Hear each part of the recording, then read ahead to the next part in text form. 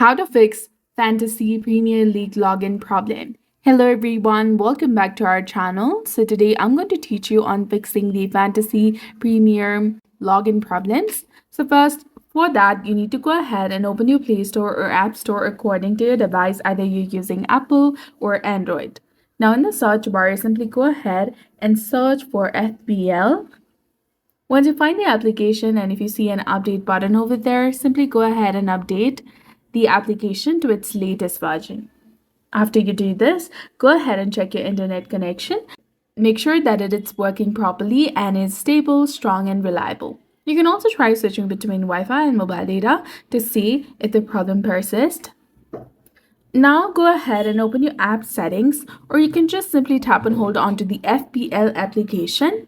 Tap on the eye icon in the top and then scroll down and go to storage, then click on clear cache. You can also try clearing the data, but this will remove all the files, settings, accounts, and databases. Come back, try for stopping this application and re-enable it again. And after completing these steps, restart your device and try logging in into the FPL app again. This should definitely help you resolve your login problem. So that's it for this video. I hope you found it helpful. Thanks for watching and we'll see you again in the next one.